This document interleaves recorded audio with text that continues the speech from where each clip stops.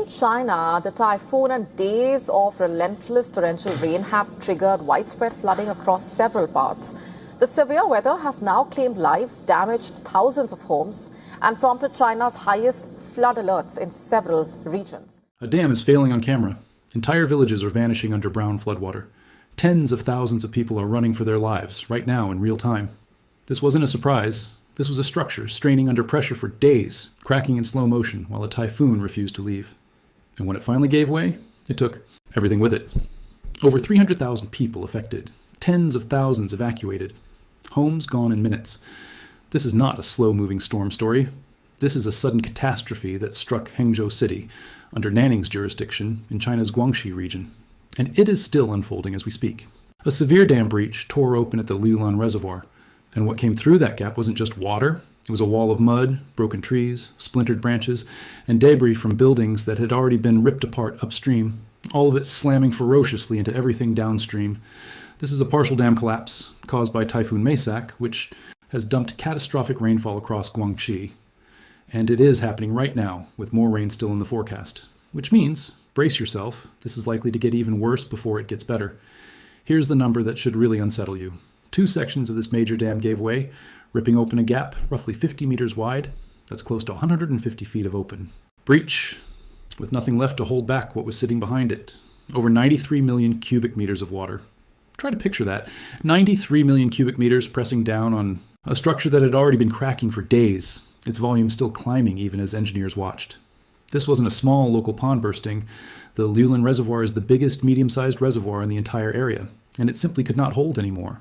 Here's how fast this happened. Monday morning, around 11 a.m. local time, after days of relentless rain, the dam cracked and then it broke. 2 separate breach points opening into a gap roughly 150 feet wide, and by all accounts, still widening as emergency crews scrambled to respond. With that much water pressure behind it, the reservoir didn't leak. It exploded downstream. Homes, entire settlements, roads, infrastructure, all of it directly in the path.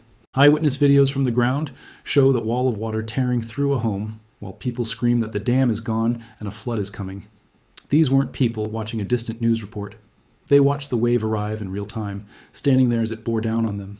In some villages downstream, the water rose so fast that residents couldn't evacuate at all. People were trapped on second floors and rooftops, roads cut off, no way for help to get in, and no way for them to get out. Supplies, food, fresh drinking water, were already starting to run short as the emergency response scrambled to catch up with a disaster that was moving faster than anyone had planned for. Officials have confirmed fatalities tied directly to this event, and the human and material toll keeps climbing by the hour. Roughly 48,000 to 50,000 people have already been evacuated from the danger zone, and more than 300,000 people across the wider area have been affected in one way or another, cut off from roads, without power, without clean water, or watching floodwater creep toward their front doors. And here's the part that should genuinely alarm you. Lulan was not the only dam in trouble. Not even close. The Yanbiao Reservoir was also overtopped and breached. The Sansha and Chaiyuan reservoirs overtopped with structural damage. And in neighboring Binyang County, the Liuwang Reservoir started spilling over its banks too, and is still doing so right now. That is 4 to 5 separate reservoirs under simultaneous stress in a single region, in a single week. This is not a story about one unlucky dam. This is a story about an entire regional flood control system buckling all at once. That's why authorities in Nanning did something they almost never do. They raised the flood emergency response to level 1, the highest alert level that exists anywhere in China's entire flood control system. Reserved for the most extreme, most dangerous flood scenarios the country can face, and it was triggered here in Guangxi because of what this storm did. So what actually caused all of this to converge at once? One word: Maysak. Typhoon. Maysak made landfall on July 3rd, and then, instead of moving through and weakening the way storms are supposed to, it stalled directly over the Guangxi Basin. A stalled tropical system is one of the most dangerous setups in all of meteorology, because instead of spreading its rainfall out across a wide track, it keeps pumping warm, moisture-loaded air off the South China Sea into the exact same patch of ground over and over for days. The result was almost unbelievable. One village in Binyang County reportedly recorded over 713 millimeters of rain in a single 24-hour period. That's nearly 3 feet of rain, almost a full meter in one day, 28 inches. Some cities on Earth don't see that much rain in an entire year, and this village saw it before the sun set on a single afternoon. Rivers hit critical levels across the region, reservoirs filled beyond their design capacity, an aging infrastructure that was already under chronic stress, some of it engineered decades ago under rainfall assumptions that belonged to a completely different climate, and simply could not hold. It didn't hold. That's the blunt truth of what happened at Liulan, and it's the same vulnerability sitting underneath dozens of other reservoirs across rural China right now. And here's what makes this whole situation even more unsettling. Typhoon Maysak, as destructive as it has been, is not even the big storm right now. There are 2 typhoons active in the western Pacific at this exact moment. The larger one hasn't made its move yet. Super Typhoon Baby has been pulling headlines because of its ferocious wind speeds, and it has already battered other islands in the region on its approach. But here's the lesson Maysak is teaching us in real time, and it's a lesson that should worry anyone downstream of aging infrastructure. Wind is not what destroys a region like this. Water is.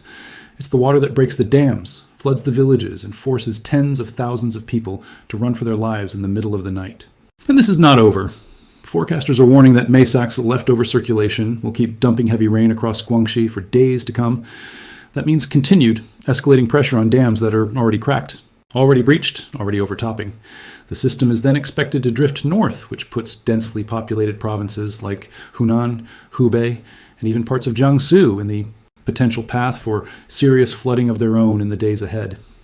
This storm is not finished with China. It's just getting started on its next targets. Right now, the absolute priority for emergency crews on the ground is stabilizing what's left of the damaged dam structures to prevent a full catastrophic breach, reinforcing river embankments before the next surge arrives, and preparing for even more evacuations across a widening danger zone. Disaster researchers studying the Liulan failure say it comes down to a brutal but simple equation. Extreme, unprecedented rainfall meeting infrastructure that was already weakened before the storm ever arrived. And several smaller dams across the region remain classified as at risk right now under active monitoring, as engineers try to determine which ones might be next. This kind of cascading dam failure isn't unprecedented in China's history, and that's part of why officials are reacting with such urgency. The country has some of the highest concentrations of dams anywhere on Earth, tens of thousands of them, many built in the mid-20th century during a period of rapid, sometimes under-engineered construction. And China's own water authorities have repeatedly flagged aging small and medium reservoirs as a long-term structural risk as extreme rainfall events become more frequent and more intense. When a single stalled typhoon can produce nearly a meter of rain in 24 hours, decades-old design assumptions simply stop applying. What we're watching in Guangxi right now is what happens when that gap between old infrastructure and new extremes finally snaps. It's worth remembering just how catastrophic dam failures can become once they cascade. China has lived through this nightmare before. Back in the 1970s, a chain reaction dam collapse in central China during a different typhoon-driven deluge became one of the deadliest infrastructure disasters of the 20th century anywhere in the world, killing tens of thousands of people as one reservoir after another gave way downstream in sequence. Nobody is saying that's the scale of what's happening in Guangxi right now, but the history is exactly why engineers are watching every remaining at-risk reservoir in the region with this level of alarm. Once one dam in a chain fails, the surge it releases can overwhelm the next reservoir downstream, and the next in a domino effect that can outrun even the fastest evacuation orders. That is the nightmare scenario emergency. Planners are racing to prevent right now, hour by hour, as Maysak's remnants keep dumping rain on ground that has nowhere left to drain. And the timing could not be worse. This is peak flood season across southern and central China, when the summer monsoon and the western Pacific typhoon season regularly overlap, loading the same river. Systems and reservoirs with wave after wave of tropical moisture in a matter of weeks. Add a stalled storm on top of that seasonal baseline, and you get exactly the kind of compounding disaster now playing out in Hangzhou. Rainfall totals that don't just strain infrastructure, they obliterate the safety margins that infrastructure was ever designed around.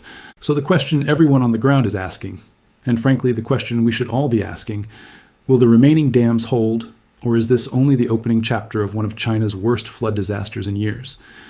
With Maysak's remnants still stalled overhead, a second, more powerful typhoon churning in the Pacific, and multiple reservoirs already compromised, there is no guarantee this stays contained to Guangxi. The infrastructure that's supposed to protect tens of millions of people across central and eastern China is being tested right now, in real time, under conditions engineers never designed for. I'll be updating this story as new information comes in because this situation is changing by the hour, not by the day. If you want to stay ahead of this as it develops, the next dam that's at risk, where Bavi ends up making landfall, and what happens as this storm system drifts north toward Hunan and Hubei, Make sure you're subscribed because I'll be covering this the moment new footage and new numbers come in. Stay safe out there, and I'll see you in the next one.